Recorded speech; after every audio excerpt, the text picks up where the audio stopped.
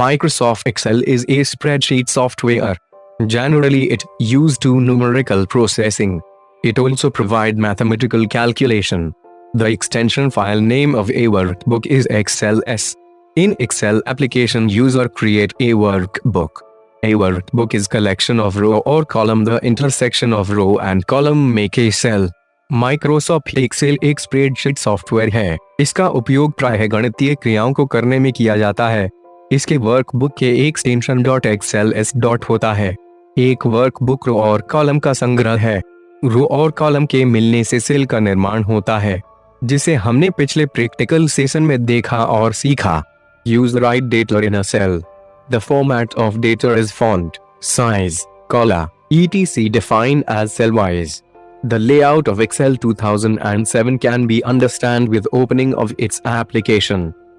User अपनी data cell में enter करते हैं और इसका फॉर्मेट, फॉन्ट, साइज और कलर अपने अनुसार आप ले सकते हैं।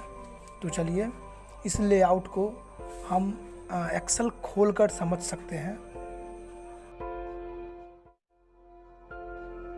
माइक्रोसॉफ्ट एक्सेल को ओपन करने के लिए पहले स्टार्ट बटन पर क्लिक करें, जो कि विंडो बटन के नाम से भी जाना जाता है। तत्पश्चात प्रोग्राम पर क्लिक कर माइक्रोसॉफ्ट ऑफिस को चुनें और उस पर क्लिक करें। फिर ऑफिस एक्सेल पर क्लिक कर इसे ओपन कर लें। There are following feature of MS Excel 2007. Textual, it include function lots, statistical of mathematical function, date in, time function, logarithmic function etc.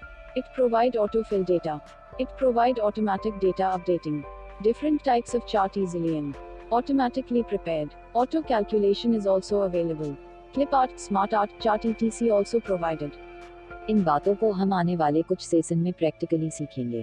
धन्यवाद। अगर आप पहली बार चैनल पर आए हैं तो सब्सक्राइब करना ना भूलें और दोस्तों से जरूर साझा करें। Good luck. ज्ञान बेक्स।